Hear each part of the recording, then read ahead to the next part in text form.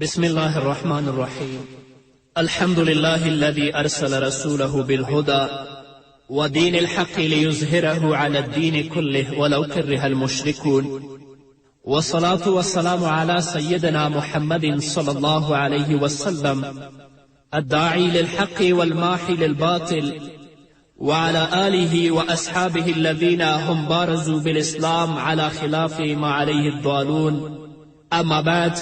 قال الله تبارك وتعالى في كلامه المجيد: أعوذ بالله من الشيطان الرجيم. بسم الله الرحمن الرحيم. يسألونك عن الأهلة قل هي مواقيت للناس والحاج. صدق الله العظیم. قدرمنو اوریدونکو، قرآن څه وایي د خپرونې مینوالو؟ السلام علیکم ورحمت الله وبرکاته. ستاسو روغتیا او خوشحالي د پاک رب نه غواړم، په دې هیله چې د صحت او عافیت جامې په تن ولرئ او خوشحالي مو په برخه وي. دا د زه محمد یاسین فهیم قرآن څه وایي خپرونه پیلوم. د دې آیت ربط او مناسبت مخکینی آیت سره دا دی چې روژه همدارنګه مالی معاملات موقت دي په خاص وختونو پورې، او الله رب العزت د توقیت او وقت لپاره دوه سببونه پیدا کړي دي، یو لمر او دویم سپوږمۍ. نو الله رب العزت په دې آیت کې خبر ورکوي چې توقیت شرعي په سپوږمۍ پورې خاص دی. نو مخکې روژه ذکر وه او هغه موقت د تر یو وخته پورې. دا وخت چې موږ معلوموو په چا باندې معلوموو؟ په سپوږمۍ باندې. نو د رسول الله صلی الله علیه وسلم نه سوال کیږي د میاشتو په هکله باندې. نو الله رب العزت ورته ځواب ورکوي چې ته ورته ووایه چې دا میاشتې وقتونه دي چې دا مقرر شوي د خلکو لپاره او همدارنګه د حج لپاره. علامه قرطبي رحمه الله په باره د سوال کوونکو کې 3 اقوال نقل کړي دي. اول دا چې دا پوښتنه بعضې صحابه و کرامو د رسول الله صلی الله علیه وسلم نه کړې وه چې سپوږمۍ چې کله راپورته کیږي نری او چې کله 14مې ته ورسیږي د هغه ټوله حلقه پوره شي، او چې کله د 10 نه اوخوا شي یا د 15 نه اوخوا شي بیا کمیږي. په دې کې حکمت څه دی؟ دویم دا چې دا پوښتنه یهودانو په طور د اعتراض سره د رسول الله صلی الله علیه وسلم نه کړې وه. دریم دا چې یهودانو دا پوښتنه د بعضې صحابه و کرامو نه کړې وه چې هغه معاذ بن جبل او حضرت ثعلبه بن غنم رضی الله عنهما ول. نو دغه دواړو صحابه و کرامو دا سوال د رسول الله صلی الله علیه وسلم ته وړاندې که چې یا رسول الله، یهودان موږ ته راځي او په باره د اهله او د میاشتو کې زموږ نه پوښتنه کوي چې څه وجه ده چې دا اول نری ښکارېږي، بیا زیاته شي، بیا برابره شي، بیا کمیږي او نری کیږي. نو الله رب العزت ورته ځواب ورکوي چې یسألونک عن الاهله، پوښتنه کوي دوی ستانه په باره د میاشتو کې. قل ورته ووایه چې هیا دا میاشتې مواقیت للناس، تونه مقرر کول دي د پاره د خلکو، والحج او پاره د حج. امام رازی رحمه الله په خپل تفسیر کې د حضرت عبدالله ابن عباس رضی الله عنهما قول نقل کوي چې صحابه و کرامو د نبی علیه الصلاة والسلام نه صرف 14 پوښتنې کړي دي او د هغې جوابونه ورکړ شوي دي. اول په سورة بقره کې په 180 آیت کې چې وَإِذَا سَأَلَكَ عِبَادِ عَنِّي فَإِنِّي قَرِيبٌ أُجِيبُ دَعْوَةَ الدَّاعِ. دویم دا آیت چې یسألونک عن الاهله. نور 6 سوالونه هم په دغه صورت کې دي، یعنی په سورة بقره کې. 9 سوال په سورة مائده کې په 4 آیت کې، 10 په سورة انفال کې په اول آیت کې، 11 په سورة اسراء کې په 15 آیت کې، 12 په سورة کهف کې په 3 آیت کې، 14 په سورة طه کې په 115 آیت کې، او 14 په سورة نازعات کې په 22 آیت کې. خو زموږ ځینې مفسرینو دا لیکلي دي چې د 11 نه نیولې تر 14 پورې د دې سوالونو نسبت کول صحابه و کرامو ته صحیح نه دی، ځکه چې هغه پوښتنې د مشرکانو له طرفه وي. اهله جمع د هلال ده. علامه اسماعیل چې د لغتو عالم دی هغه لیکي چې هلال ورته تر هغې پورې ویل کیږي تر څو چې دائره جوړه نشي، او بعضو ویلی دي چې تر 3 شپو پورې ورته هلال ویل کیږي، او هلال په اصل کې آواز و چتولو ته ویل کیږي. نو وجه د تسمیې هم دا ده چې په لومبنیو شپو کې په وخت د لیدلو د سپوږمۍ کې هر یو آواز اوچتوي، یعنی په اوچت آواز سره وایي چې هغه د سپوږمۍ، هغه د میاشت. او د دې سوال په باره کې هم 2 اقوال دي. اول دا چې صحابه و کرامو د رسول الله صلی الله علیه وسلم نه د دې اختلاف د حالاتو حکمت فایده پوښتلې وه او جواب هم د هغې موافق ورکړی شوی دی او دا قول صحیح او مناسب هم دی او د صحابه و کرامو رضوان الله تعالی علیهم اجمعین شان سره هم مناسب دی ځکه چې هغوی بې فایدې پوښتنې کله هم نه کوي او جواب هم په دې باندې دلالت کوي چې صحابه و کرامو د حکمت د هلال کې پوښتنه کړې وه او دویم قول دا دی چې دوی د نریوالي او غټوالي د سبب پوښتنه کړې وه چې سپوږمۍ ولې غټیږي او ولې نری کیږي لیکن هر کله چې دا پوښتنه بې فایدې وه نو جواب الله رب العزت په حکمت سره ورکړ او دا قول مناسب دی د هغه قول سره چې سوال کوونکي یهودیان ول ځکه چې هغوی به بې فایدې پوښتنې کولې د رسول الله صلی الله علیه وسلم د تنګولو لپاره نو دا سوال د صحابه و کرامو د شان سره مناسب نه دی بلکې صحابه و کرامو د حکمت پوښتنه کړې وه صحابه و کرامو د اختلاف پوښتنه نه وه کړې چې ولې کله نری کیږي او کله پوره کیږي او په آخر کې بیا نری کیږي نو الله رب العزت جواب ورکوي چې یسألونک عن الاهله سوال کوي دوی تانه په باره د میاشتو کې قل تو ورته ووایه هي مواقیت للناس والحج وليس البر بأن تأتوا البيوت من ظهورها ولكن البر من اتقى وآتوا البيوت من أبوابها واتقوا الله لعلكم تفلحون د دې آیت په شان نزول کې 3 روایات دي اول قول د حسن بصري او د اسم رحمهم الله دی هغوی لیکي چې د جاهلیت په وخت کې به یو شخص د یو کار اراده وکړه کله به چې هغه کار په دې باندې سخت او ګران شه نو کور ته به د دروازې د طرف نه راته بلکې کله به چې غوښتل چې کور ته راننوځي نو د شا د طرف نه به هغه په دیواله باندې رااوړېده یا په بله طریقه باندې به د خپل کور ته داخلېده ځکه کله به چې په دوی باندې کار سخت شه نو د دروازې نه راتګ به کور ته دوی بدفالي ګڼله دا به تطیر او سپیروالی ګڼه او تر یو کاله پورې به دوی دغسې کول نو الله رب العزت ورته وایي ولیس البر نیکي دا نه ده بان تأتوا البیوت من ظهورها چې کورونو ته راشئ د هغې د شاله طرف نه ولکن البر من اتقا لیکن نیکي دا ده چې څوک ویریږي د الله نه وآتوا البیوت من ابوابها او کورونو ته راځي د دروازو نه په دې کې نیکي نه ده چې تاسې خپلو کورونو ته په دروازو باندې نه راځئ بلکې په دیوالو راپورته کیږئ یا د شا د طرفه دیوالونه سوري کوئ کورو ته راځئ دا نیکي نه ده بلکې نیکي دا ده چې د خپلو کورونو ته په دروازو راننوځئ او نیکي دا ده چې تاسو د الله نه وویریږئ تقوا په دې کې ده لعلکم تفلحون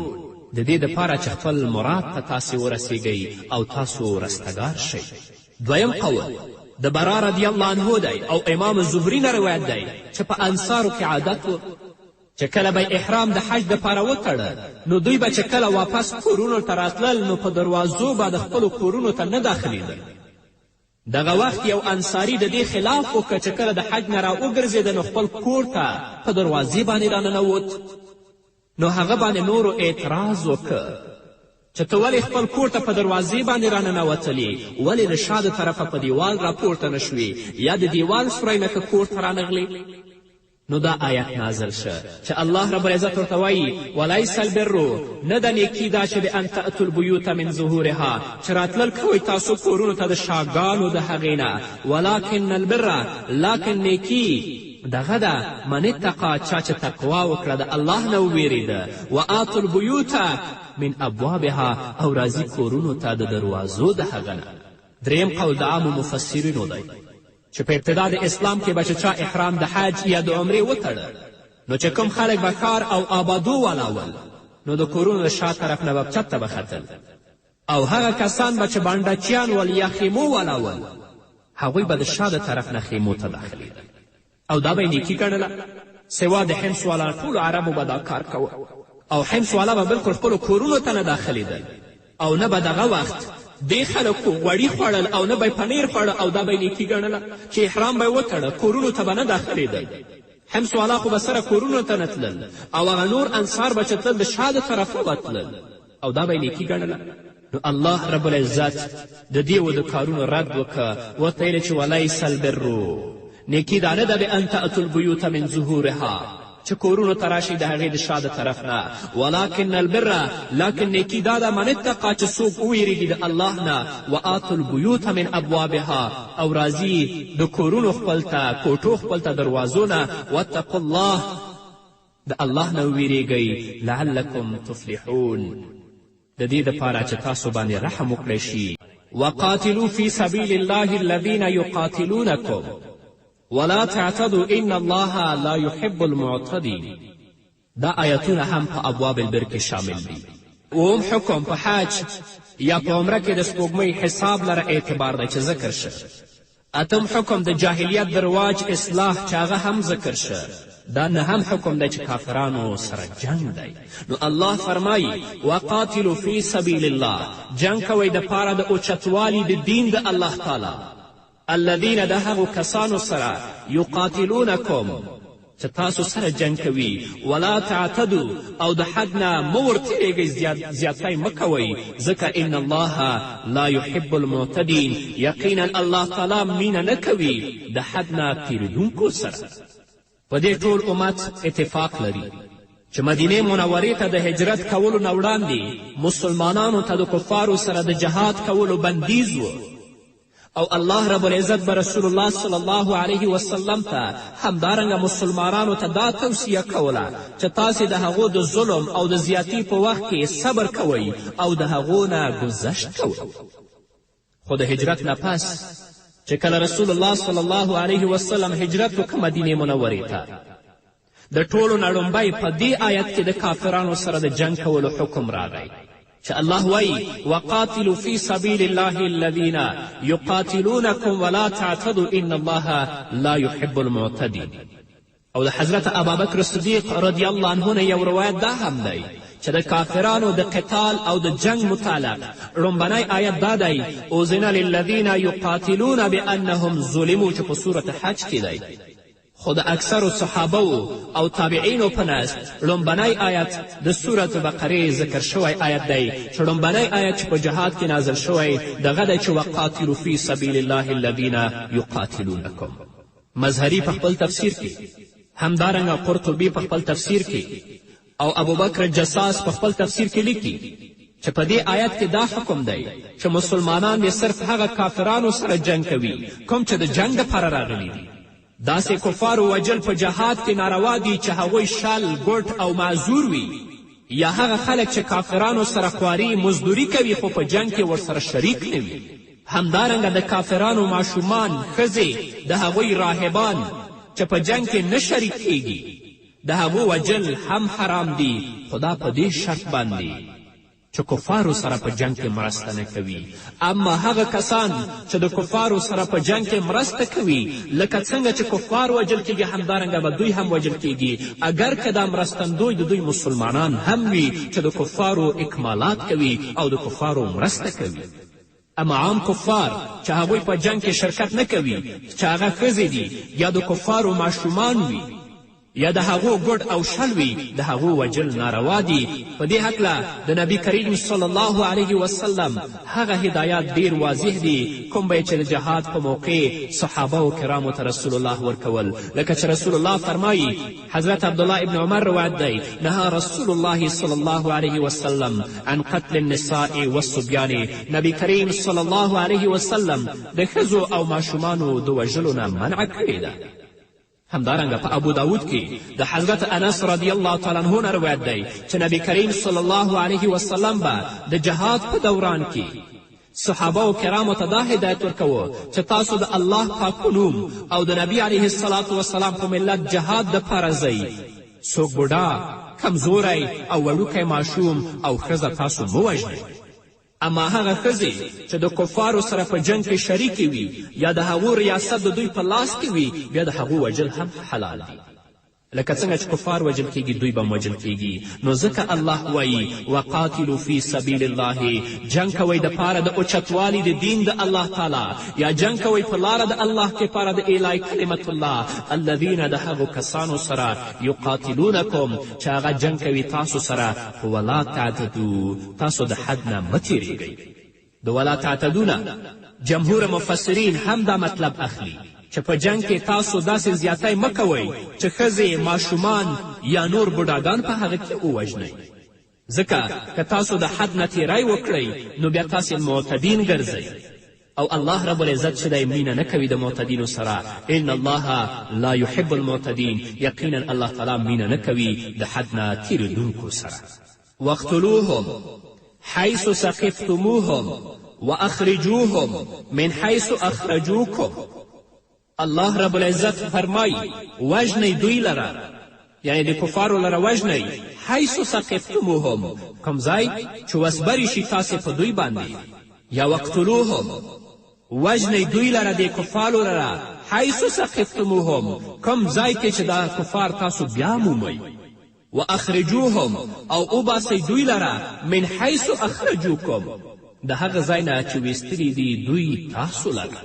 مفسرین کرام لیکي چې حیثو د عموم مکان او زمان دواړو دپاره راځي، یعنی که ځمکه د حل وي او که د حرم وي، میاشت د حرمت وي او که بله آزاده میاشت وي، په هر ځای کې چې تاسې په دوی باندې برلاسي کیدی شئ په هغه ځای کې دوی تاسې ووژنئ.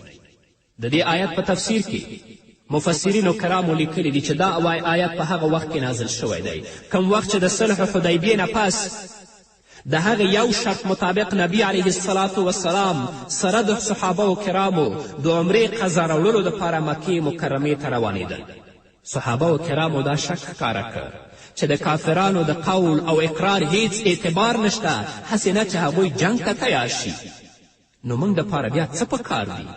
د دې په جواب کې دا آیت نازل شو چې الله رب العزت دوی ته اجازت ورکړ چې هغوی که جنگ کوي نو تاسو هم چیرته بیا موندل نو هغوی تاسې وژنئ، او که وسم پرې رسیږي تاسو د هغې مکې مکرمې خاورې نه وباسئ لکه څنګه چې تاسې مسلمانان یې د مکې د خاورو نه ایستلي یاستئ.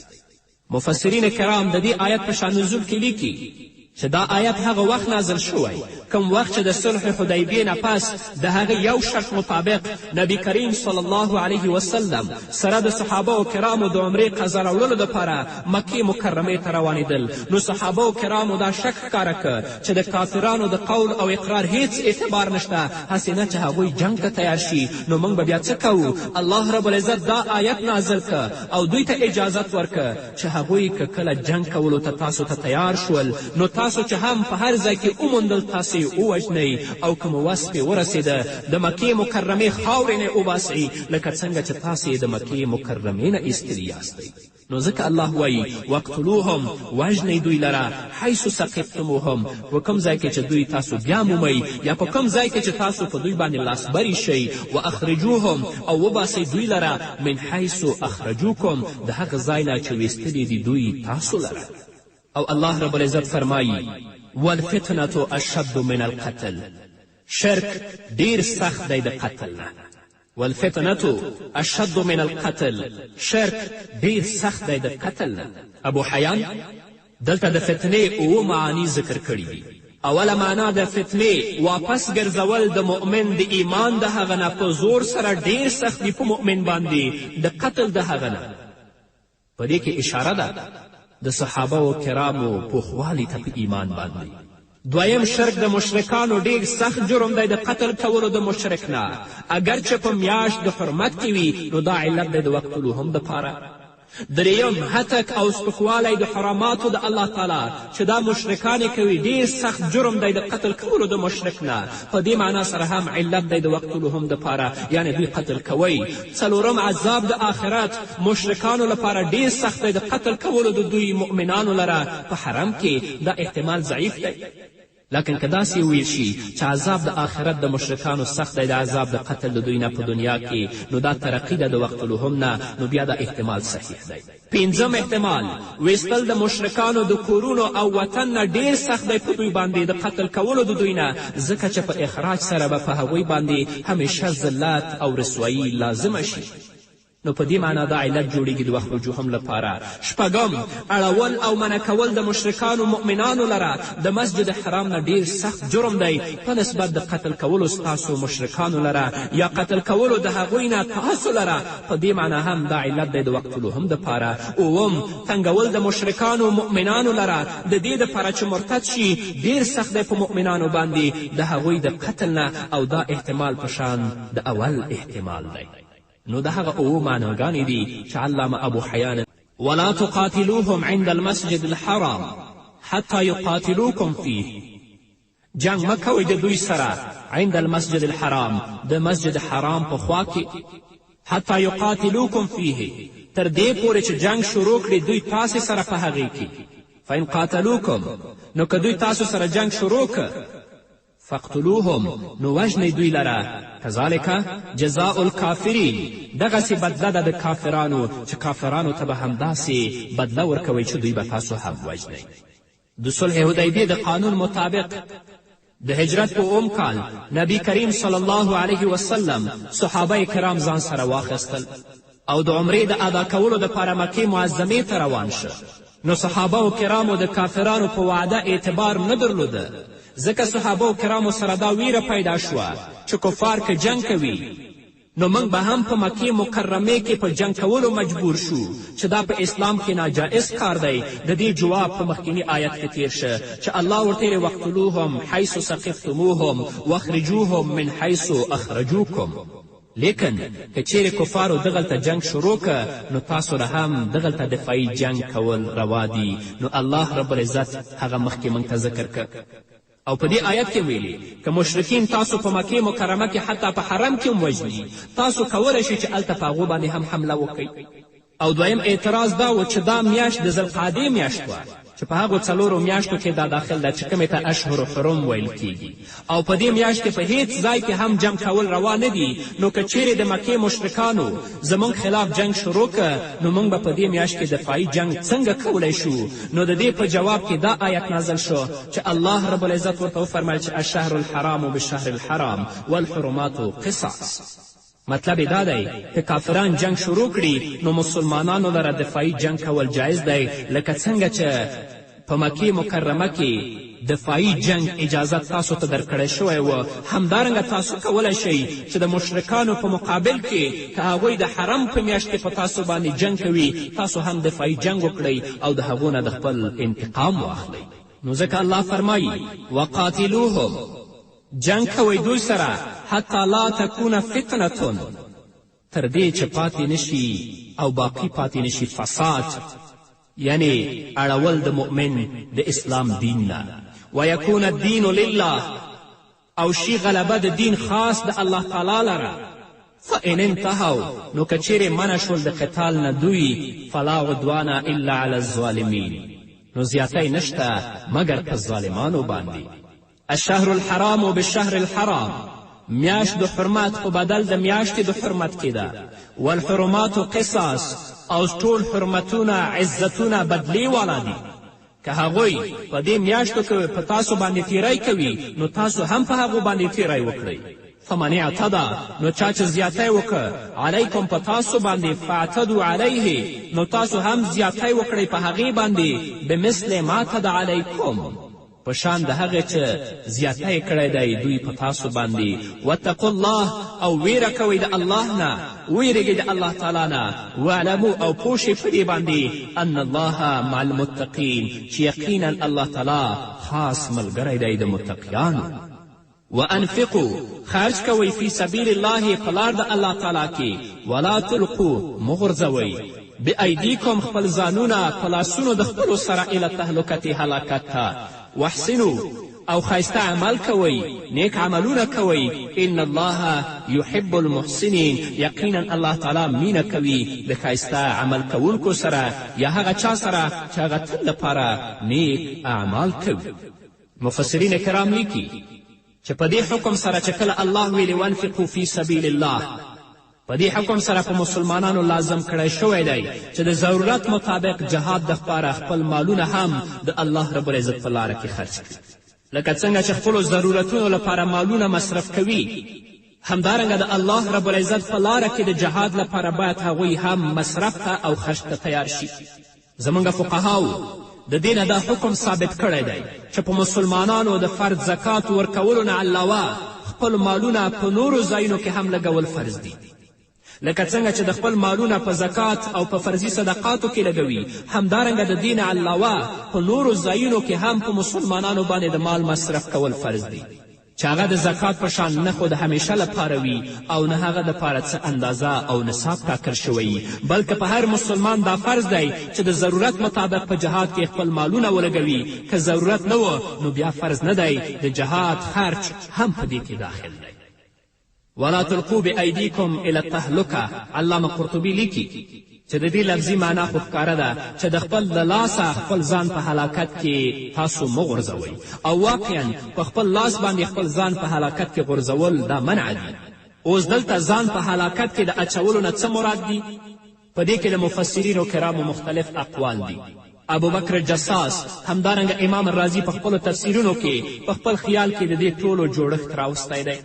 او وایي چې دا ټول اقوال ترې مراد دي او دا ټول اقوال د دې نه اخیستل کیږي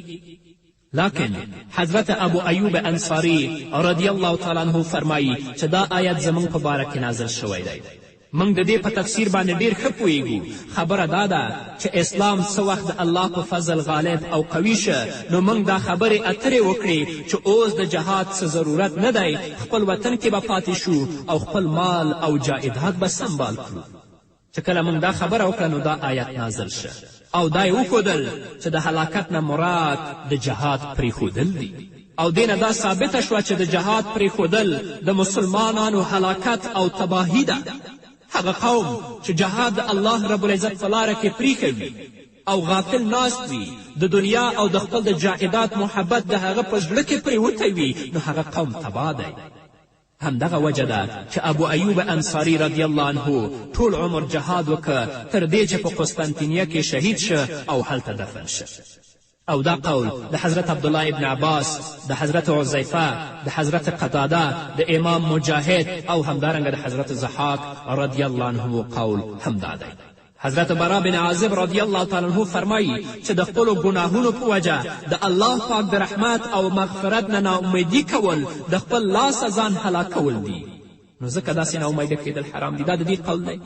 چې ولا تلقوا بأیدیکم الی التهلکه څه مطلب چې په خپلو ګناهونو باندې تاسې د الله د رحمت او مغفرت نه مه ناامیده کیږئ ځکه که تاسو ګناه وکړئ او د دې ترڅنګ تاسو د الله رب العزت د مغفرت او د رحمت نه ناامیده شوئ ګویا چې په خپلو لاسونو باندې تاسو ځان په هلاکت کې وغورځوه نه چې کله ګناه وکړه د الله رب العزت د رحمت او د الله رب العزت د مغفرت نه مه ناهیلې کیږئ هیله ده چې الله رب العزت لکن ځینې نور علما د دې آیت په تفسیر کې چې ولا تلقوا بأیدیکم الی التهلکه مه غورځوئ خپل ځانونه په خپلو لاسونو هلاکت ته هغوی داسې لیکي چې دا د الله په لار کې د حد نه زیات مال لګول دي ځکه هغه څوک چې د حد نه زیات مال هغه ولګوي گویا چې هغه د خپل د لاسه د خپل ځان هلاکول دي ځکه چې دا ناجایزه ده دا اسراف دی او اسراف په دین کې حرام دی او دا په هغه صورت کې چې د اهل و عیال او د خپل اولاد حق پکې ضایع شي او که حق پکې ضایع نشي د دې کې کومه ستونزه نشته دی او ځینې نورو علماو د دې آیت په تفسیر کې چې ولا تلقوا بأیدیکم الی التهلکه په دې کې لیکلي دي که تاسو د دشمن په مقابل کې جنگ کوئ او وینئ چې دې جنگ کې تاسو شکست خورئ تاسو برباده کیږئ نو دلته تاسو جنگ مه کوئ که بیا هم ورسره جنگ کوئ گویا چې په خپلو لاسونو باندې تاسو ځان هلاکت ته غورځوئ نو الله رب العزت فرمایي ولا تلقوا بأیدیکم الی التهلکه مه غورځوئ خپل ځانونه په لاسونو خپلو سره هلاکت ته واحسنو تاسو نیکي کوئ ښایسته عملونه کوئ ان الله يحب المحسنین یقینا الله تعالی مینه کوي د نیکوکارانو سره د هغه کسانو سره چې هغه ښایسته عملونه کوي ابو بکر جساس په خپل تفسیر کې لیکي چې دا جمله واحسنو ان الله يحب المحسنین د ټولو کارونو په ښه طریقه د کولو شوق را پیدا کوي ځکه په ښه طریقه کار کولو ته قرآن احسان وایي نو یو احسان په عبادت کې دی او دویم احسان په خپلو معاملاتو کې او خلکو سره په روزانه تعلقاتو کې لکه نبی کریم صلی الله علیه وسلم په حدیث جبرئیل کې د احسان تفسیر داسې کوي چې عبادت داسې کوئ لکه چې تاسو الله پاک وینئ که دا تصور نشئ قامولی چې تاسو الله وینئ نو کم از کم د اعتقاد جوړولو خو ډیر ضرورت شته چې الله رب العزت تاسو ویني او مظهري په خپل تفسیر کې په خپلو معاملاتو او روزانه تعلقاتو کې د احسان تفسیر داسې کوي چې تاسو د ټولو خلکو دپاره هم هغه خوښوئ کوم چې د ځان دپاره خوښوئ او کوم څه چې د ځان دپاره بد ګڼئ نو هغه د نورو دپاره هم بد وګڼئ. نو الله وایي تاسو نیکي کوئ. ان الله یحب المحسنین، یقینا الله رب العزت مینه کوي د ښایسته عمل کوونکو سره. اوس به راشو قدرمنو اورېدونکو ترجمه به د سر نه تر پایه پورې بیا واورو. نو الله رب العزت فرمایي یسألونک عن الاهله، پوښتنه کوي دوی تانه په باره د میاشتو کې. قل ووایه ته هیه دا میاشتې مواقیت للناس، دا وختونه مقرر کول دي دپاره د خلکو. والحج او پاره د حج. ولیسه او نه ده البر نیکي بان تأتوا البیوت چې تاسو راشئ خپلو کورونو ته من ظهورها د شاګانو د هغې نه. ولکن البر لکې د هغه چا ده من اتقا چې تقوا کوي. ولکن البر من اتقا، لکن نیکي د هغه چا ده چې تقوا کوي د الله نه ویریږي. وآتوا البیوت من ابوابها، او راتګ کوي د خپلو کورونو ته د دروازو د هغه نه. واتقوا الله، ویریږئ د الله نه. لعلکم ترحمون، د دې دپاره چې په تاسو باندې رحم وکړی شي. یوه خبره چې ما نه پاتې شوه قدرمنو اوریدونکو، چې الله رب العزت په مواقیتو شرعیو کې د سپوږمۍ تخصیص وکړه، د لمر یې ونه کړ. ځکه چې په لیدلو د هلال او په اختلاف د حالاتو د هغې سره ټول عوام او خواص پوهیږي. لکه چې د یو عمومي بې تعلیمه شخص نه هم تاسو پوښتنه وکړئ چې نن د میاشتې څومه ده، څومه شپه ده، نو هغه سپوږمۍ ته ګوري او جواب ورکوي. او هر څه لمر دی نو د هغې د حالاتو په اختلاف باندې عام خلک نه پوهیږي، بلکې د هغې په اختلاف سره په ټول کال کې صرف 4 موسمونه معلومیږي، لکه ووړی، جمی، سپرلی او منی. بغیر د جنتري د کتلو نه څوک د هغې تاریخ باندې اصلا نه پوهیږي. او د الله رب العزت دین آسان دی او عام دی. وقاتلو فی سبیل الله، جنگ کوئ په لاره د الله کې پاره د اوچتوالي د دین د الله. الذین د هغه کسانو سره یقاتلونکم چې هغه جنگ کوي تاسو سره. ولا تعتدو، تاسو زیاتی مه کوئ، د حد نه مه ورتېرېږئ. ان الله لا یحب المعتدین، یقینا الله تعالی مینه نه کوي د معتدینو سره، د تجاوز کوونکو سره، یا د هغو کسانو نه چې هغوی د حد نه تېرېږي. وقتلوهم، وژنئ دوی کفارو لره. حیث ثقفتموهم، کوم ځای کې چې دوی بیا مومئ تاسو، یا په کوم ځای کې چې وسبرې شئ تاسو په دوی باندې. واخرجوهم، او وباسئ دوی لره. من حیث اخرجوکم، د هغه ځای نه چې ویستلي دي دوی تاسو لره. والفتنة، شرک، اشد، ډېر سخت دی من القتل، د قتل نه. ولا تقاتلوهم، او جنگ مه کوئ دوی سره عند المسجد الحرام، د مسجد حرام په خوا کې. حتی یقاتلوکم فیه، تر دې پورې چې جنگ شروع نه کړي دوی تاسو سره په دې کې. فإن قاتلوکم، که چیرې دوی جنګ وکړه تاسو سره په دې مسجد حرام کې. فاقتلوهم، نو وژنئ دوی لره. کذلک جزاء الکافرین، همدارنګه سزا او بدله ده د کافرانو. فإن انتهوا، او که چیرې دوی منع شول د کفر نه. فإن الله غفور رحیم، نو یقینا الله تعالی غفور دی، مغفرت کوونکی دی او رحم کوونکی دی. وقاتلوهم، او جنگ کوئ دوی سره. حتی لا تکون فتنة، تر دې چې پاتې نشي فساد. حتی لا تکون فتنة، د دې دپاره چې نه وي اړول د مؤمن د دین د اسلام نه. ویکون الدین لله، او شي غلبه د دین خاص الله تعالی لره. فإن انتهوا، نو که چیرې منع شو د قتال نه دوی. فلا عدوانه، نو نشته زیاتی کول الا علی الظالمین، مګر په هغه چا چې هغه په خپل ظلم باندې کلک پاتې شي، یعنی عدوان نشته مګر په ظالمانو باندې. الشهر الحرام بالشهر الحرام، میاشت د حرمت په بدل د میاشت د حرمت کې ده. والحرمات قصاص، او ټول حرمتونه عزتونه بدلې والا دي. فمن اعتدا، نو چا چې زیاتی وکړه علیکم په تاسو باندې. فاعتدو، نو تاسو هم زیاتی وکړئ علیه په هغه باندې. بمثل ما اعتدا علیکم، په شان د هغه څه چې زیاتی کړی دی په تاسو باندې. واتقوا الله، او ویره کوئ د الله تعالی نه. واعلمو، او پوه شئ چې ان الله مع المتقین، یقینا الله تعالی خاص ملګری دی د متقیان.